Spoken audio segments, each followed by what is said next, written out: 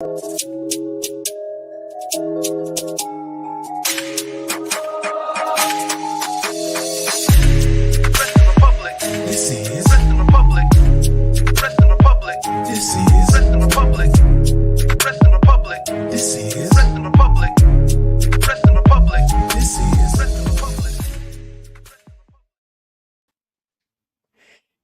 evening from London, wrestling fans. I'm your host, Ben Allison, and you are listening to Wrestling Republic's daily broadcast. Your one-stop shop for professional wrestling, insight, news, and reviews on a daily basis. And today, the day is Tuesday, and you know what that means. It's time for our Raw review. And as you notice, I'm not Clark. Usually Clark's on today. Well, me and him have swapped around a few days this week, and I am on the Raw review, and there's a lot to talk about. There certainly is. But let me firstly introduce Monday Night Raw's reviewer here at Wrestling Republic, Coby Galenzoski. Coby, how are you? I'm doing pretty good. Of course, Monday Night Raw reviewer, head of reviewing. I'm here. I talk about Raw on a written basis because of it being an article on the website, also posted on the Instagram, a brief summary of it. It's a lot more in depth on the website. Anyway, I'm here to talk Raw. I'm a permanent fixture to Tuesdays, hopefully for the next few months, because this is when I'm available. This is when I'm here. I'm ready to talk Raw. I get to air the same grievances I have through the review on air. There's normally not grievances. I normally thoroughly enjoy Raw. It's been the best weekly show for the last 6 months. It has. Well, I'm annoyed. I'm annoyed about something today, Coby, but we'll get to that later on. Let me just say I'm no... TV's not on. Yeah, well, first, that's a good point. My TV's... My laptop isn't streaming to my TV, which means I can't have my normal background. It's all a mess. Everything's falling apart, including Seth Rollins last night. We're going to get on to that because whether that was a work or not, something happened. A spot in that match which I did not like, and we'll get on to that a bit later on. But also joining us today, we have the Tuesday Night Delight. Now, Shad, this is when I usually ask you, now, how are you? But I saw Monday Night Football last night, and I'm guessing you're not doing too good. Oh, man, Ben, I didn't know we was going to start on that note. Yeah, my Philadelphia Eagles have been a thorn in my side for the last several months. The thorn is finally removed. The season is done. It's okay, but I am here with Goldie, my fantasy football championship belt. I told you guys I was a champion, and I'm not a man that doesn't lie. I finally got the belt this weekend. You'll be seeing this baby on a plethora of dailies and Tuesday night shows. But yes, I'm here, the Tuesday Night Delight, here for a double-double like I'm Shaquille O'Neal. And I'm excited to talk with y'all, man. Monday Night Raw was something I paid attention to a lot more last night because the Eagles were getting beat up. Oh, I'm an Arsenal fan. I have been there many a times, unfortunately. But let's just jump straight into the first topic, and let's talk about Mr. Cody Rhodes, because he opened the show. He had all this pyro, everything, and you could see the crowd's breath because of how cold it was there. I mean, I really do feel bad for everybody in this arena.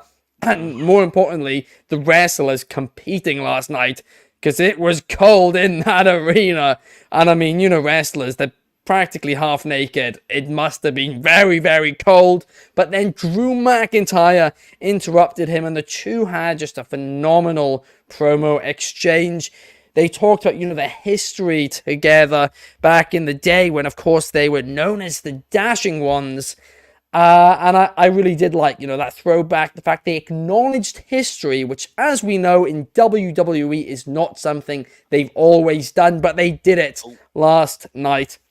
This promo segment I thought was excellent, and it kind of does feel like, with multiple members of this roster, including McIntyre, including Cody, including Punk, No, we're just waiting for the Royal Rumble. We're just trying to get them to the Royal Rumble. We're just trying to protect them, do some promos to, keep things interesting, but just, nurse them into the Royal Rumble, basically.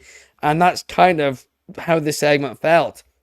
Because I originally thought we were getting Cody versus Drew McIntyre tonight. I thought that's where it was going to go. I thought it was, the typical old Raw thing. Promo at the start of the show to build to a main event match. I thought that's where they were going. It's not where they're going. Clearly a new era in WWE. But this did hype up the Royal Rumble. I'm excited.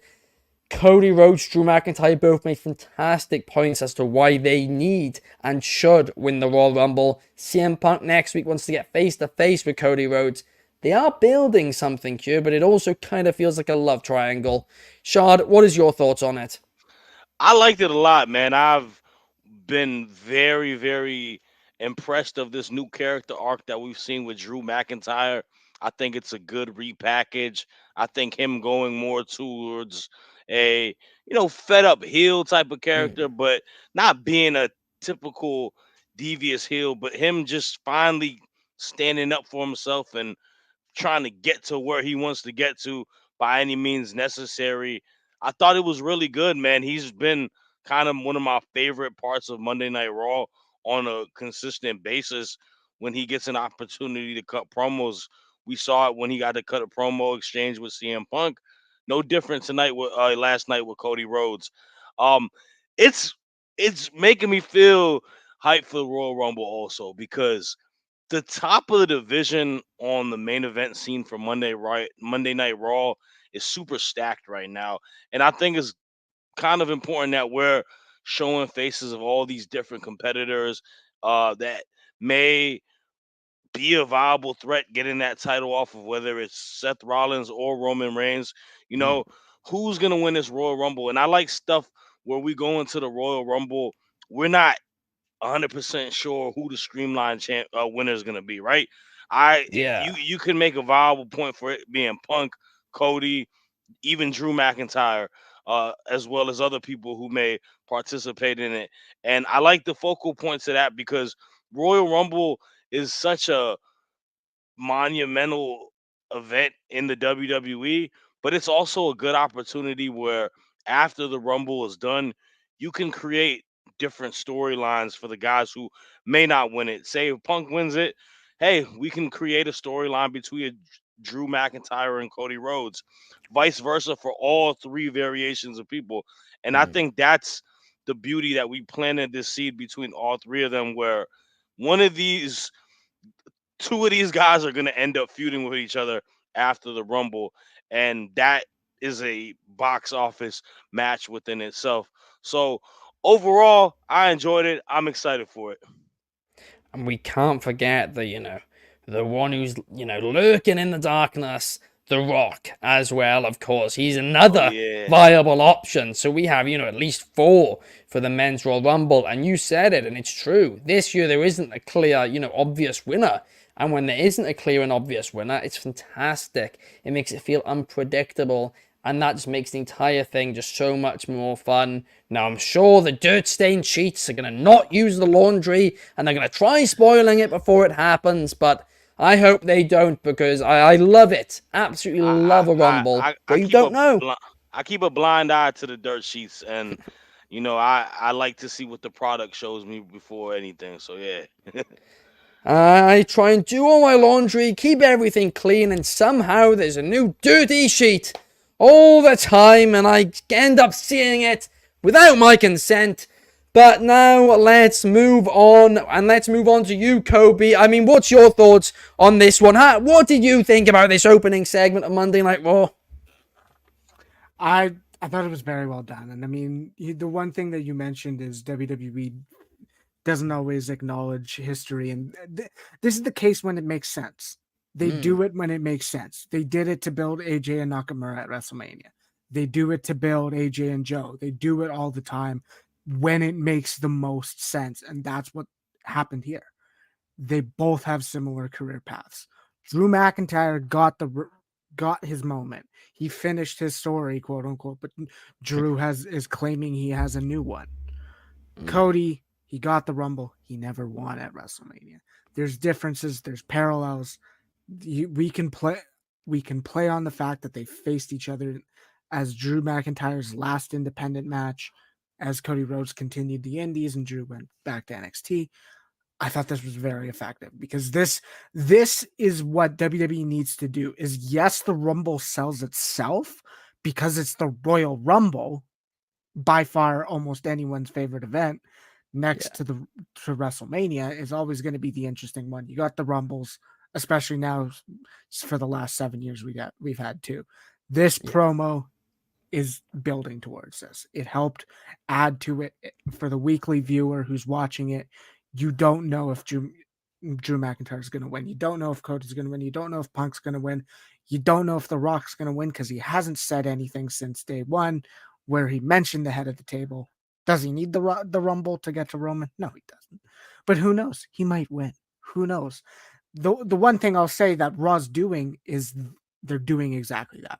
They're building to the Rumble with the top stars. SmackDown has an issue because aside from Bobby Lashley, like the rest of the other talent are in a Roman match. It's Roman Reigns versus Randy Orton, Styles, and LA Knight. All men who could viably build towards winning the Rumble, but they're building towards trying to beat Roman Reigns in a fatal 4-way. So that aspect is missing on SmackDown. And I'm glad it is on Raw because they're building contenders. They're building suspense for these people could win the Rumble and you would believe it. You would want to see it. And you can say it for the people who are declaring themselves for the Rumble. They're doing well. I thought it was very well done. I like the fact that they played with the camera angle of Drew McIntyre just kind of looking down, and you could see the boy, like his blood starting to boil, and it's building up and it's building up. Yeah. Especially when Cody Rhodes says, "Oh yeah, who won the last match we had?" And it was Cody Rhodes. They're doing well. Drew McIntyre's over the last 4 months has been booked so well. Like it, you can't disagree with that. Drew's heel turn / justified heel turn, however you want to view it, is it's been exceptional. It absolutely has been. I will say one thing though. You said, The Rock doesn't necessarily need the Rumble to, go to WrestleMania, and you're completely correct. But I will say this. If any of these guys win the Royal Rumble and then challenge for Seth's title, the secondary title, you'd look like an absolute idiot, right? Unless you've got some blood feud with Seth Rollins. So I'd maybe say CM Punk. But even then, it's more Seth Rollins has an issue with Punk. But Punk wants the main event of WrestleMania, and you're only going to main event of WrestleMania if you go against Reigns. Everybody knows that. So I will say they've kind of, buried themselves in that situation where I'm kind of hoping The Rock wins. They're in a bit of a hole, and that's what I said 6 months ago. You're not going to have someone go, "Oh, I'm going to challenge Seth Rollins." You're not. And that's why I'm like, I don't want Cody Rhodes to win the Rumble again, because then it's not only he's just going to face Roman again. And I still stand by it. I don't think WrestleMania is Cody Rhodes and Roman Reigns. I don't. I don't either, and I think that's a good thing, because I think Cody will be the one to take the title off him, but at a later date. We have tons of comments here. Firstly, we got Bobby Petito saying Gunther would be a great choice to win the men's Royal Rumble match. We got Melissa. Hello, Melissa. I hope you're having a great day, and happy birthday for tomorrow as well. We have Cool Gamer saying hello, and Carlos BA in the chat as well. Hello, Carlos.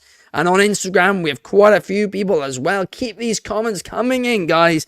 But now, let's move on, and let's move on to the next segment. Let's move on to talk about DIY. Now, we've spoken about that, in recent weeks, about how they just don't quite feel the same on this main roster. Well, today, against the Judgment Day, Dominic Mysterio and JD McDonough, they looked far better. The crowd was way more into them, and I actually really liked this match.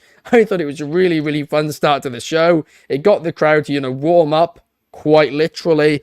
And yeah, I thought it was really fun and a great showing for DIY. But what was your thoughts, Shad? So I did thought the match was really good.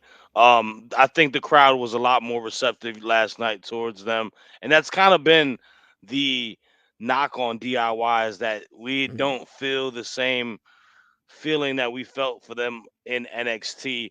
And last night was, a step progress for them to be a viable tag team on the main roster. I think going against the Judgment Day does benefit them. Dominic Mysterio, the ultimate heel, the super heat magnet. You're gonna get that from there as well as JD McDonough.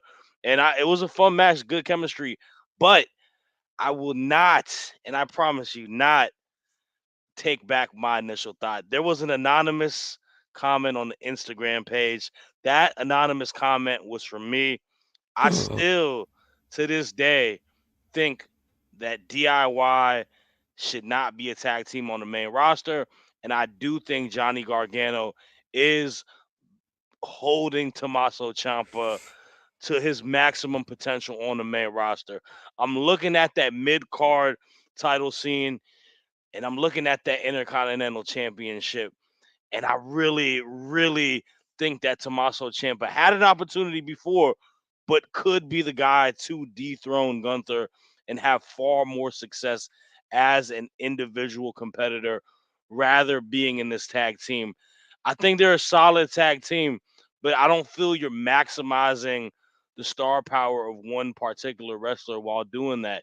And that's no knock on Johnny Gargano. Johnny Gargano is one of the best NXT superstars of all time. But this is a different time. This is a different ballpark.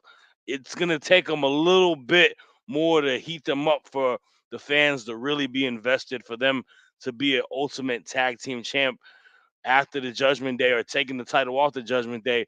But I just don't see it happening anytime soon. Rather, I could see Ciampa within a few months span and another good feud with Gunther being the Intercontinental Champion, being a monster mid carder, because he's got the realism, he's got the integrity for that main roster.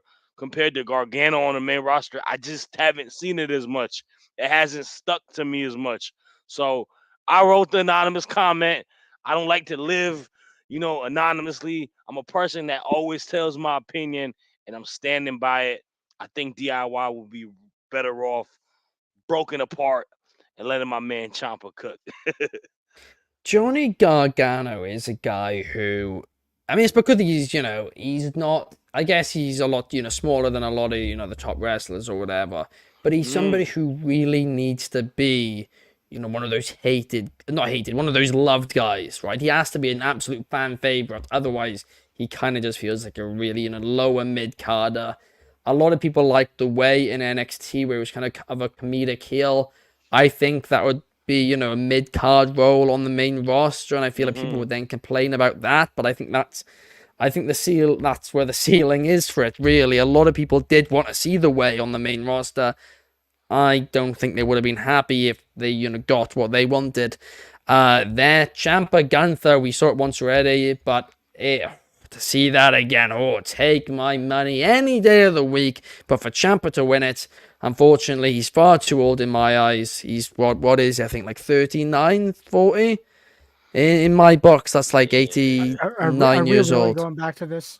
Yeah, in my eyes, that's about 200 maybe. I mean, Oh my gosh. 200.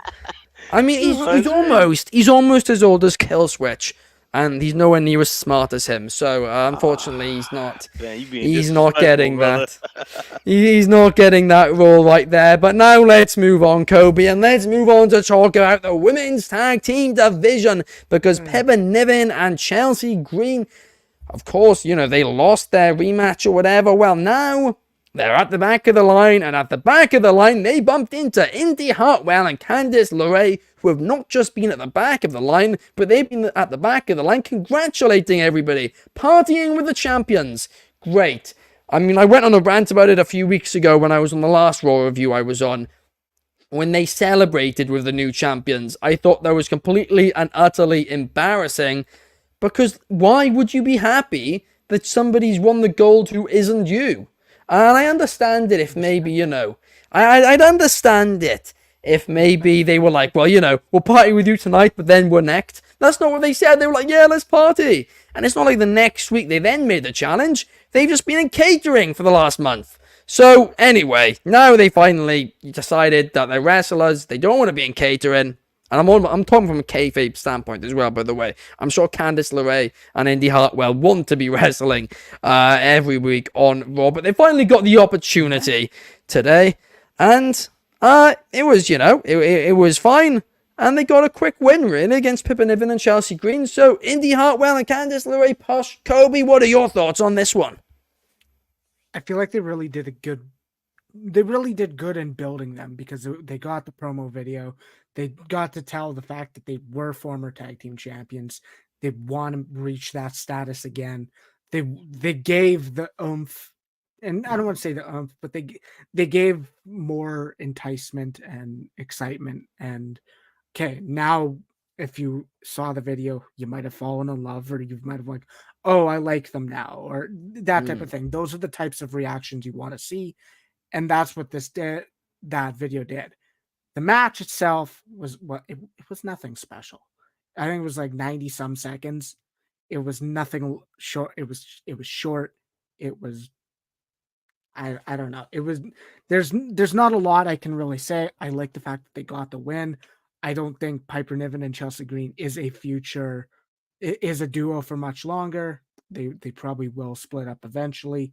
I don't know if Sonya Deville is part of that. I don't know if Sonya Deville comes back, and we don't know anything of that. The win was good. I like how you played on with the way earlier. They got the way theme back. The one thing I said is a lot of people just wanted to see them as a faction, because it would have given them something to do, because since Mania till, I mean, even DIY's reunion, a lot of Gargano, Candice, and Indy and stuff like that. A lot of it was just wheel spinning. They were barely on TV.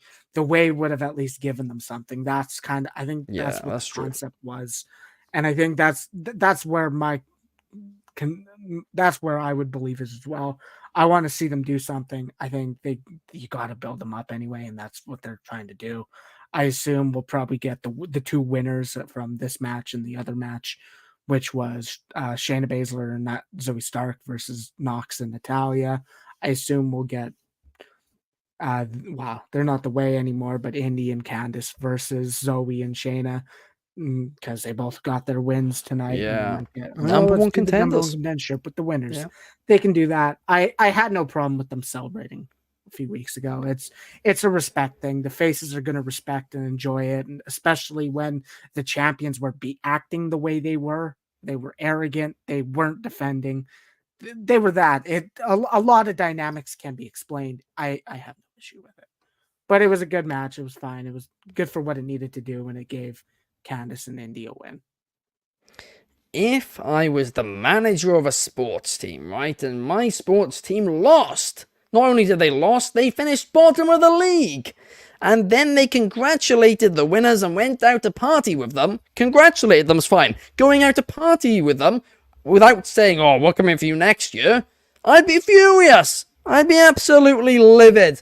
But no, I do get your point, Coby, and I do get your point as well. The way would have given them something to do. We have a few comments here. We got Adriana in the chat. Hello, welcome to the show. And we got Bobby Petito saying Chelsea Green has all the potential to be a singles champion in WWE. I couldn't agree more. I've really enjoyed the run with, Chelsea Green and Pippa Niven. I think they've been very funny together. I'd have liked to see actually a bit more of the dynamic between them. Maybe some of those, cringy-esque segments where, they go out in the real world. Well, I'm a sucker for those. The one issue I had with them is they really never aside from the early few weeks when Piper Niven essentially forced Chelsea to say, oh yeah, you're my tag partner, take the title. They really never played on that as Piper is the intimidating one. No, it was, oh, now they're friends or they're buddy.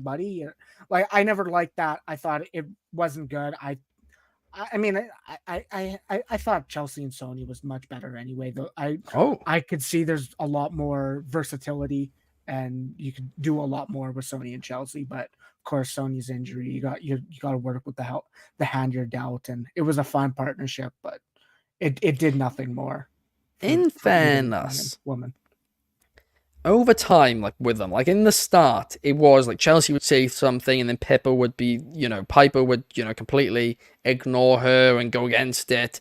And then, Chelsea Green would change her opinion on whatever she was saying. So they did like progressively tell a story there, but I would have liked to see more of it. I do agree. They could have told way more of a story, and I think it would have been funny, but I also would love to see the Karens of WWE back together. I think that would be a lot of fun indeed. But now let's move on, and let's move on to talk about a bit of a dream match.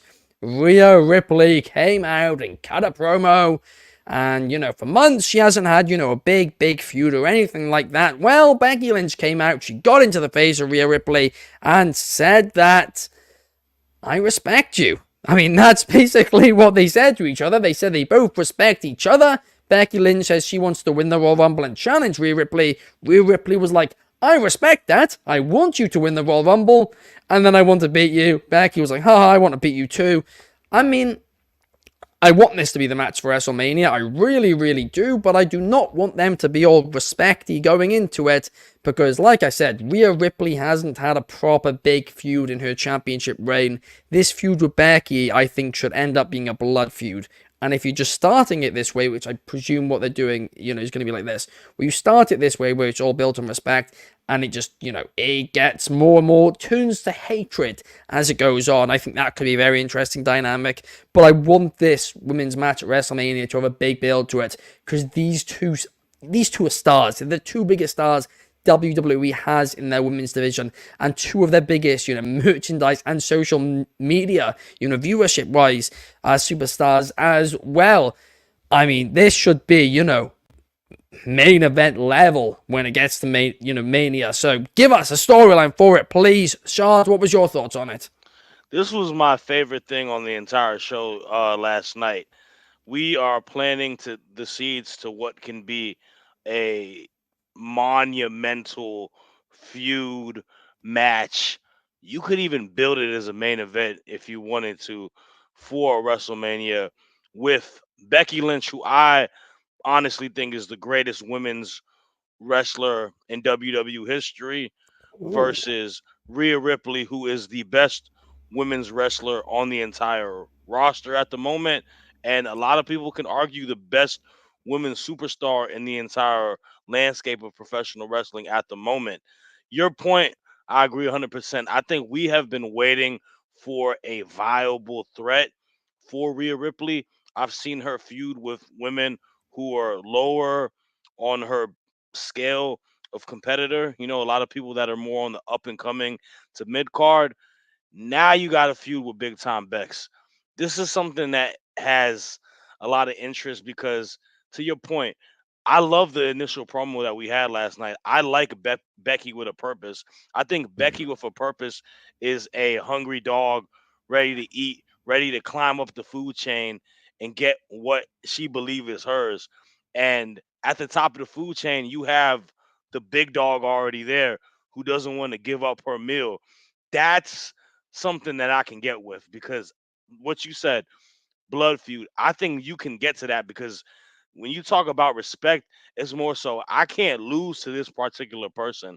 If I lose to this particular person, that knocks me down a peg and that makes me lose something very valuable to me, which is the title, but it also makes me lose that top spot.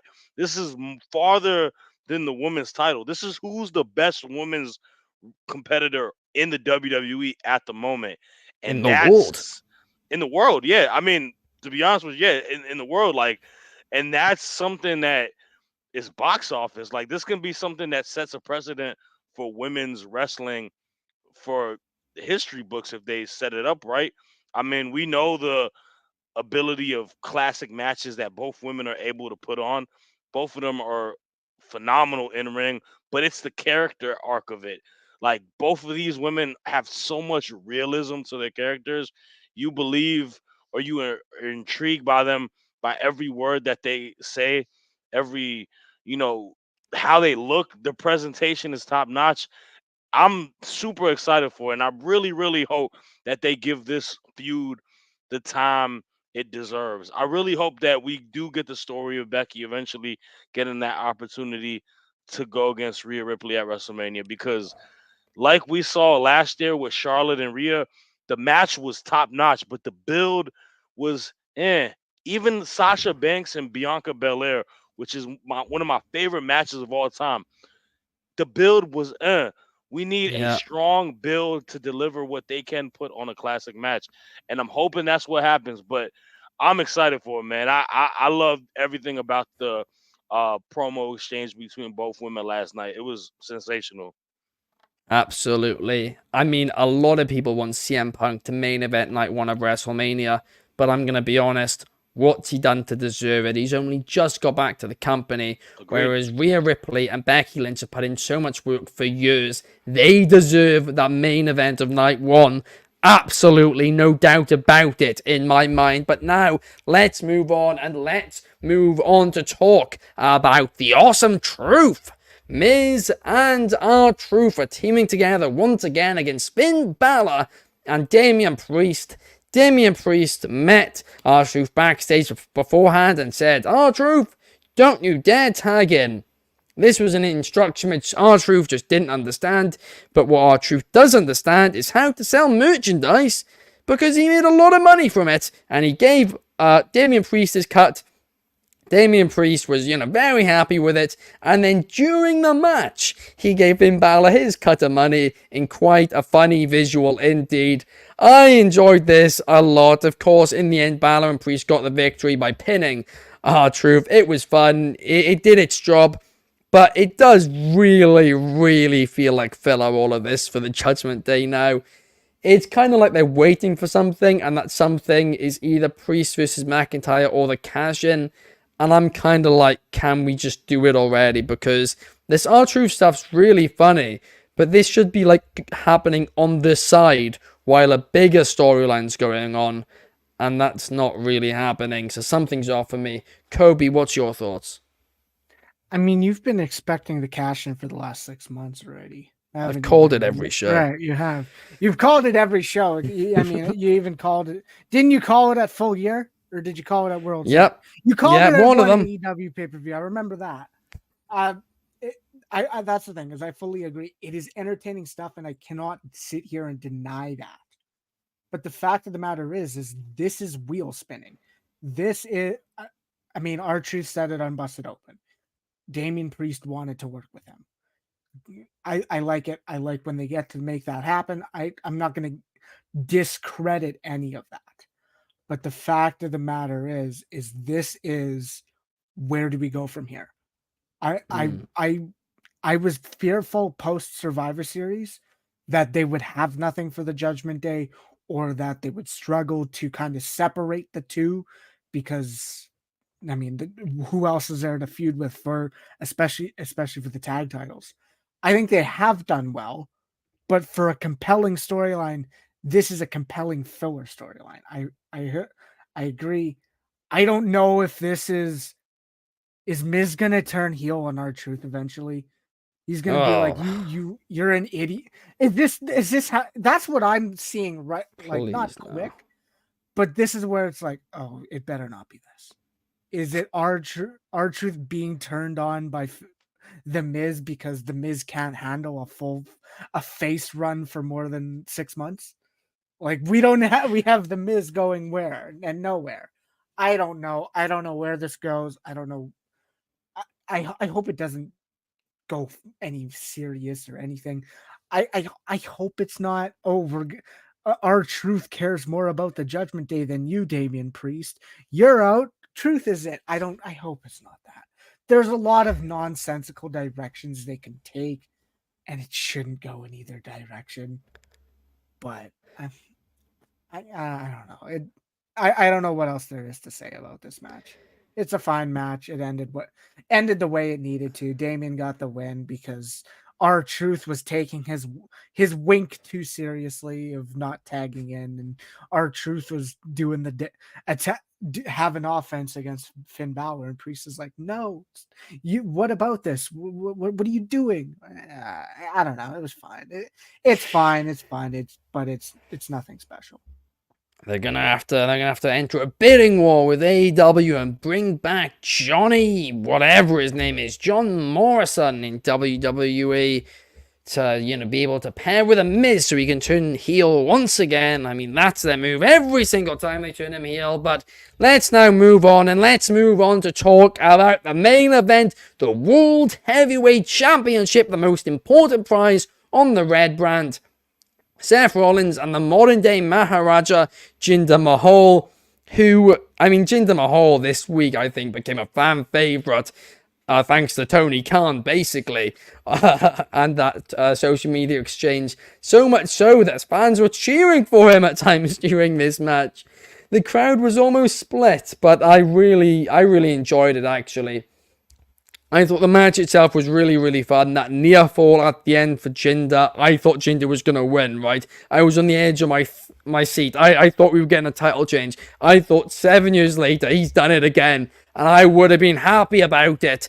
But Seth Rollins tweaked his knee early in this match, right? And he was limping off afterwards. We don't know if it's a work. We don't know if it's legit. We don't know any of this, right? But here's my issue about it. Whether it's a work or it's not. He injured his knee. He was very clearly selling his knee for, about 30 seconds. And then after that 30 seconds, he's limping and he goes and does a dive over the top rope. I'm going to be honest here, right? I understand trying to stand up and keep fighting if you're injured. That makes sense. You want to win. But why would you do a dive? Like, the risk isn't worth the reward if your knee is injured. It was so stupid. And that kind of makes me think that sadly this isn't a work and that it is a legitimate injury. But even still, then it makes me even more frustrated because it's actually risking further injury. I think that dive was so stupid. You didn't need to do it. If you didn't do it, it would have actually come across better. You would have been selling the injury more. Jinder stopped Seth Rollins from flying. The crowd would have booed him more. But nope, they did that stupid dive. And it's frustrated me. I've not been able to get it out of my head all day, Coby. But what was your thoughts on the main event?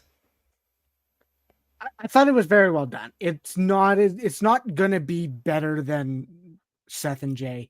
It's not better than Seth and Drew from day one. I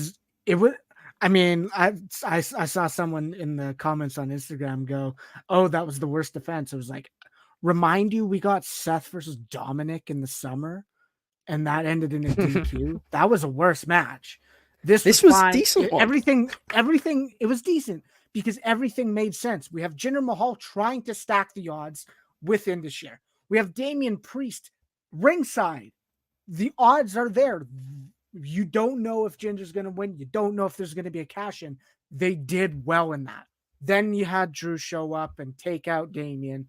You had a lot of ref spots with Indus getting a number of chances to cost the match or cost Seth the match. It was well done. I'm not going to sit there and say it wasn't. It wasn't predictable. They could have very well did the title change. I didn't think they would. They shouldn't have. I fully agree with that. But everything was done well. It was good. Regarding the selling, I think it's written in Seth's character. Seth is someone who knows his style, who knows what he needs to do in the ring. And if that's you going in, doing stuff on an injured leg or an injured back, like the whole Shinsuke rivalry was built upon, he's gonna have to go through it. And that's just kind of, I don't want to say face psychology, but that's kind of what they do. Dumb psychology. I think you would, if the story was Jinder's working on the knee and Jinder's genuinely targeting it, like we saw Drew was targeting Sammy's knee the one time, like that's when you can get heat. When it's maybe a larger injury and Jinder capitalizes, that can work as well. But there wasn't any emphasis on, a whiff or a whiff happened and Jinder's gonna exploit it. I had no issue with it myself because that's his style. Regarding it being a work or not, we got the same thing last year. Seth kind of, I don't want to say had a sprain or something. Seth had a minor injury last year against Theory, last January, and It always nothing happens. major happened. It Mania was, season, he always gets hurt every year. I think it's only the second time. No. It happened at Mania 33 and Mania going into Mania 33 and 34 because he got very seriously hurt again in the build up to Mania 33, and there was a lot of debate about whether the match with Triple H would happen, but thankfully it did. But yeah, Right. I guess that one was one more too as well.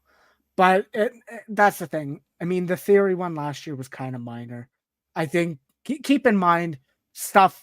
Minor injuries do exist. Like if he sprained it, if it bent wrong, if it was a cartilage issue, it can happen, and he could be limping for a day or two, and it's fine.